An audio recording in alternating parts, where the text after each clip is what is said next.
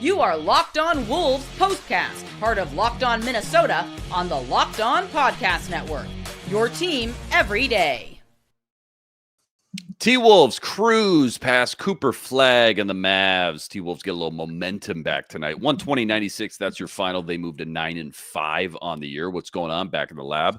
Back at it, another T-Wolves postcast, all part of the Locked On Podcast Network, which, by the way, thanks to you guys, now the _1 sports podcast network.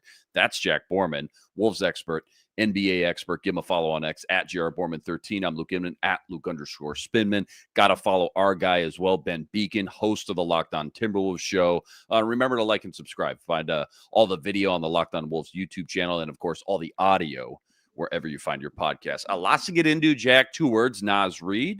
Plus, I want to ask you about tonight's biggest X factor as well. But just off the top, you got the #1 overall pick, Cooper Flagg, making his debut in the beautiful arena, Target Center. I'm sure he was starstruck and just in awe from that and that alone. But obviously, the Mavs are beat up right now coming into this. No Kyrie, no AD, no Gafford, no Lively, no Exum. Plus, if that wasn't enough, they just went to OT with Portland last night as well. So a lot to ask from them tonight and a tough challenge, especially given, too, Minnesota undefeated against these sub-500 teams, which you would just think that would be kind of the case or close to it.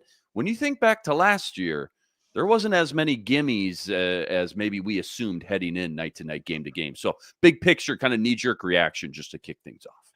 Yeah, for sure. Timberwolves now 9-0 against teams that are below 500, just 1-4 against teams that are above 500. And I think part of it too is just the Timberwolves have so many players on this team who not only have experience playing together, but also just kind of know when they need to kind of set the tone early on in some of these games. And I think that was especially needed tonight against the Mavs team, like we said, pretty depleted, but still have some guys that can get hot between, Flagg himself. PJ Washington's been a Wolves killer in the past from the corners. You have D'Lo and Klay Thompson coming off the bench. So it was definitely a night where the Wolves needed to bring it. But again, I'm not really concerned about the not beating teams above 500. This team's been in the Western Conference Finals the last 2 years. So I think we know what they're capable of. But yeah, I think again, just kind of a weird vibe at Target Center tonight too, which I don't know if that came through on the broadcast. It was a very muted crowd. Kind of tell. Yeah. Only about 65% of the way full. So I think it was important that, the Wolves had to kind of create some of their own energy tonight and did a good job of it for the most part. I think, and they won the areas that they needed to win tonight, right? Like you said, no AD, no Lively, no Gafford. So the Wolves needed to crash the glass and win in second chances. And it was 13-0 Timberwolves heading into the fourth quarter, ended 15-5. And then points off turnovers. Before we got to garbage time, it was 22-7 Timberwolves. And that's important. Dallas last in the league in terms of turnovers over the last 5 games, and 25th if you want to do turnover percentage. So a team that's been giving it away quite a bit. And then the 3-point line, right? Dallas has been, one of the worst 3-point shooting teams this season by percentage. They're second worst. They're bottom, 5 or 6 in terms of overall 3-point makes. And we all know what the Wolves are capable of doing from beyond the arc. So the Timberwolves won that 42-27, and that 15-point margin I think was pretty impactful and evident in that first half. I think Dallas only got up 10 threes in the first half, which is a great mark for the Timberwolves defense. I just thought their overall activity level on that end of the floor in the first half was really strong. And I think anytime you can win the game from the win on the 3-point line, you're gonna have a pretty good chance to win the game in today's NBA. Yeah, no doubt about it. Definitely the recipe for success. I'm sure for all NBA teams, but especially this Wolves team, as you've kind of laid out on past episodes. Let's get into the game MVP, player of the game. This is the Locked On Player of the Game.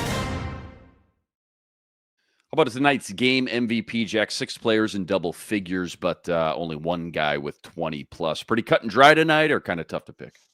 Yeah, it's going to be cut and dry for me tonight. I wanted to give it to Naz Reid the other night, but didn't really do a whole lot in the second half. But Naz Reid tonight, I thought was absolutely tremendous. His third double-double of the season off the bench, which is tied for second most in the NBA. Only Moussa Diabate of the Charlotte Hornets has more.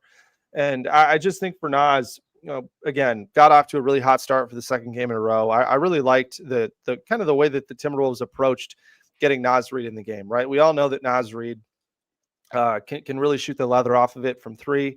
And that's been maybe what fans think about the most when they think about Naz Reid is how many just banger threes he's had that have just ignited target center over the years. But I just think when he's kind of being relegated to the corner a little bit, and there's no doubt that his corner 3-point shooting is really important, as we talked about the other night. I think he made 4 or 5 corner threes. But the way that they lift him out of the corner with pin downs and then get him the ball on the move with a head of steam going towards the basket, I just think is the best way to get him involved early in the game. I think it helps get him in a rhythm. I think his biggest competitive advantage is the fact that he's 6'9", 250 pounds, and can beat almost anybody off the dribble. And I think, and then has the finishing touch to finish over guys, finish around guys, finish through guys. So I think the way that they got him going to the basket early in the game, I think set a really good tone, because then he had 2 or 3 scores going inside, and then he took it outside, made a 3 atop the key. And then once the defense kind of overextends, I think that's when he does a really good job of just kind of mixing it up and keeping the defense off balance in terms of whether he's going to drive it or whether he's going to shoot it from deep. And I think just that mix is really good. But I think for Naz, the recipe is inside out. And I think the Wolves, found it the other night against Denver.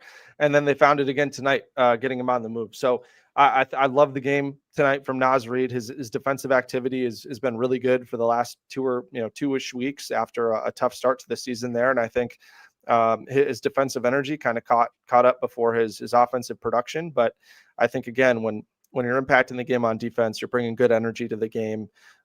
Chris Finch wants his bench guys to focus on energy, not necessarily production. And that's certainly the case for Naz Reid. He's focusing on his energy, and his production is following. Now that, I thought you brought up a great point. Now that they have kind of found the way to get him involved earlier in the game, do you expect that to continue now? I guess it's kind of an obvious answer, like, why wouldn't it? But is there more to it, I guess? Is there more layers that maybe we might not or shouldn't expect these kind of, the past 2 games for Naz Reid, we'll get into it more in segment 2, but almost unrealistic expectations, I guess, night in and night out on a game-to-game kind of basis, Jack? I don't think so at all, because he's playing the backup 5, so they really need him to rebound. And he's just killed backup 5s on the offensive end of the floor for pretty much his entire career. So there's no reason to me why Naz Reid, can't average 17, 18, 19 points a game. Just because he's that efficient of a player offensively, he's that talented, and he plays that many minutes as a 6-man off the bench. Time to reveal where the game was won or lost. It's the turning point. All right, Wolves pretty much cruised in this one, especially when you look at the box score tomorrow morning, up 13 after the first quarter, never really looked back. But was there a moment, a sequence, I guess, that really helped the Wolves kind of put it all together and start to click? Yeah, for me, I thought it was when Jalen Clark checked in the game in the first quarter, right?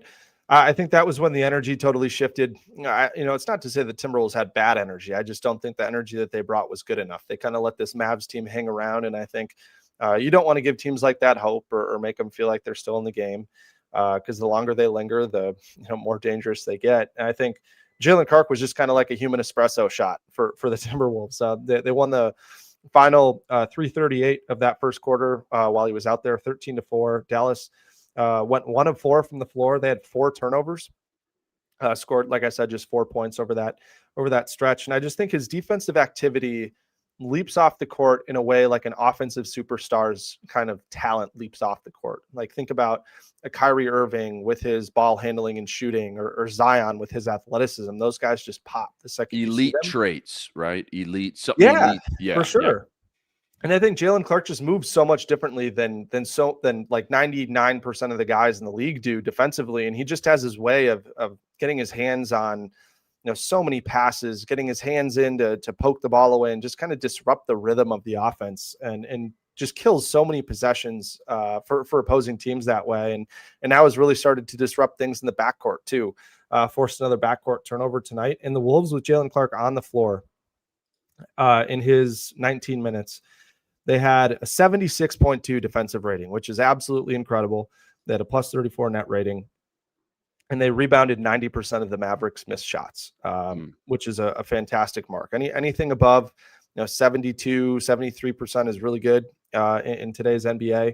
and they rebounded 90% of those misses. And he had 6 rebounds in his 19 minutes, which is exactly what you want from Clark. I think, if he can raise hell on the perimeter and then get in there when the shot goes up and prevent corner crashing, I think he did a great job boxing out guys trying to crash in the corners, and was, a great contributor on the glass. So I think that kind of shifted the game and took it from, are the Mavericks going to hang around to, we all kind of know that this is going to be a decisive Wolves victory. So Jalen Clark's been great and was great again tonight. Great shout out there. Plenty more deep dive. Biggest X factor from tonight. That's all coming up right after this. Quick reminder, today's episode brought to us by Monarch Money. Ever go check your bank account and go, where'd my money go? Dining out, online shopping, entertainment, so easy to lose track. That's where Monarch Money comes in. Not just another budgeting app, but it's a complete financial command center. You can track all your accounts, investments, spending. It's all in one place. So you stop just managing your money. Instead, you start building some wealth. Take control of your finances with Monarch Money. Use code LOCKEDONNBA at monarchmoney.com for 50% off your first year. That's monarchmoney.com. Code LOCKEDONNBA. You're getting half off your entire first year. This episode also brought to us by Prize Picks. Without a doubt, it's the most fun you can have playing daily fantasy. You can win up to 25 times your money this NBA season. Why I love it. So easy to play. All you got to do, you select 2 or more players. You pick more or less on their projected stats. That's it. Points, rebounds, assists, 3-pointers. You name it, they got it. Plus, they now offer Apple Pay, quick and easy deposits into your account all season long. Right now, go to prizepicks.com/LockedOnNBA. Use the code LockedOnNBA. You're getting a first deposit match up to $100. That's promo code LockedOnNBA at prizepicks.com/LockedOnNBA. 100% bonus match up to $100. This episode also brought to us by Built. Nobody likes paying rent, but if you gotta, might as well get something for it. That's where Built comes in. They're changing the game by turning your rent into things you can actually use. When you pay rent through Built, you're in flexible points, and those points can be redeemed towards hundreds of hotels, airlines, future rent payment, your next Lyft ride. You name it, they got it. Turn your rent into rewards and start making points around your neighborhood. Go to joinbuilt.com/LockedOnNBA. That's joinbuilt.com/LockedOnNBA. Use the link so they know we sent you. All right, Jack, before we get into the biggest X factor, just some quick hitters here. Actually, I only got one quick hitter, but it's kind of a fun one. Joe Ingles and Johan Berenger getting some run at the end of this one. I think they had 7 and 8 minutes, respectively. Obviously, we're all infatuated with the rookie, what he might look like, hopefully sooner than later. Time will tell. But I kind of dug what those two had cooking tonight. I mean, you got the crafty vet to learn from, and I guess this, too, Jack. Anytime you got Ingles out there, that's usually a good sign things went well. Yeah, for sure. I mean, every single player in this Timberwolves locker room loves Joe Ingles. Not only because he's kind of the class clown, if you will, but it's kind of like if the class clown was also the smartest person in the room, and everyone he's like downplaying how smart he actually is with the jokes, goofing around. A wealth of knowledge now. I've been in the league for probably 15 years now, whatever it's been, and I think he just plays at a pace that, when he's playing with these guys at the end of the bench, just kind of knows exactly how the game is going to develop in the half court. And it's so clear that he knows his role is to try to help Johan Berenger as much as he can in the pick and roll game, right? I think all those guys, for the most part, know too that that's kind of the focus of these minutes, right? It's, can Rob get some minutes with Berenger, and then can Joe Ingles get some time with Berenger as well? And I just think that Johan, again, could this be a way for him to kind of get into the rotation? We saw it with Nickeil Alexander-Walker when he arrived from Utah in that trade a few years back.